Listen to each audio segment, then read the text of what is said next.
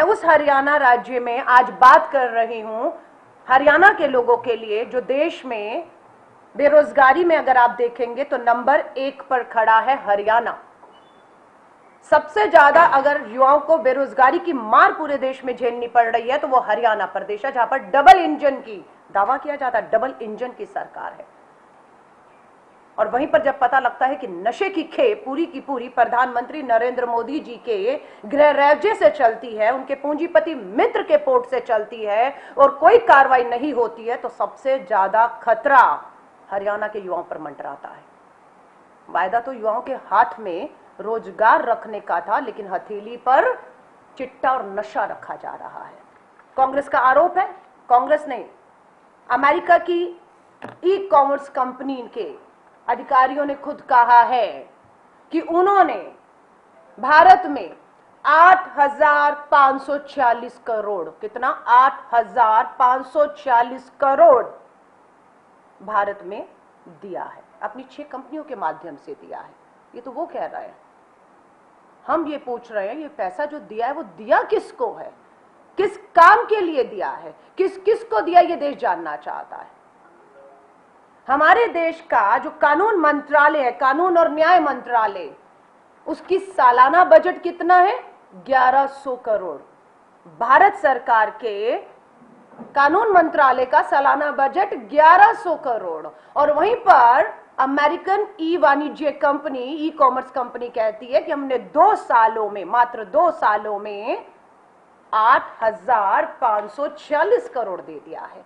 लगता है कि भारत सरकार के मंत्रालयों को अमेरिका की ये ई कंपनी चला रही है, क्योंकि हमारे बजट से, भारत सरकार के मंत्रालयों के बजट से ज्यादा तो मात्र 2 साल में उन्होंने ही खर्च कर दिया।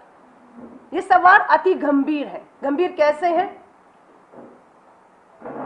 आपको लगेगा ये अंतरराष्ट्रीय सुरक्षा, देश की सुरक्षा से जुड़ा हुआ मामला कैसे हो सकता है, जब देश में करोड़ों लाखों रुपए की नशे की खेप आ रही हो, अफगानिस्तान पाकिस्तान से आ रही हो। क्या ये देश की सुरक्षा को खतरा नहीं है? जब देश में इस तरह से अंतरराष्ट्रीय कंपनियों के माध्यम से सारे बाजार को बर्बाद कर दिया जाए, एमएसएमईज को बर्बाद कर दिया जाए, छोटे कुटीर लघु उद्योगों को बर्बाद कर दिया जाए, सिर्फ एक विदेशी कंपनी को यहां पर पलने फूलने के लिए, उसके लिए नियम और नीतियां बदली जा रही हैं, तो ये जो पैसा आ रहा है, ये जो नशा आ रहा है, इससे पहले हम लोगों ने इजरायली कंपनी पेगासस की जासूसी का खुलासा किया। मुझे नहीं मालूम है कि मीडिया को यह महसूस क्यों नहीं होता कि हाँ, ये देश की सुरक्षा के साथ सबसे बड़ा खिलवाड़ है। आज प्रियंका गांधी जी, आपके यहां से राज्यसभा सांसद मात्र 2 लोग, दीपेंद्र हुड्डा जी, क्या करने जा रहे थे वहां पर लखीमपुर खीरी में?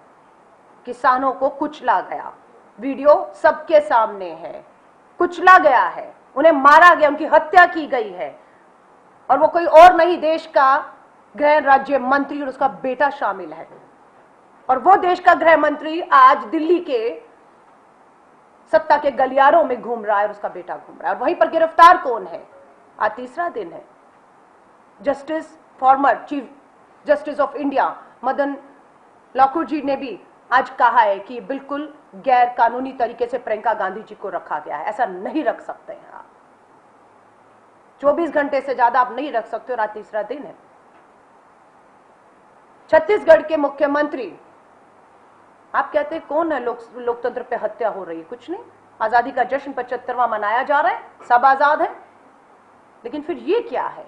ये क्या है कि छत्तीसगढ़ का चुना हुआ जनप्रतिनिधि मुख्यमंत्री संवैधानिक पद पे बैठा निहत्था अकेला अगर लखनऊ एयरपोर्ट पे उतरता है तो उन्हें बाहर आने की इजाजत नहीं दी जाती है।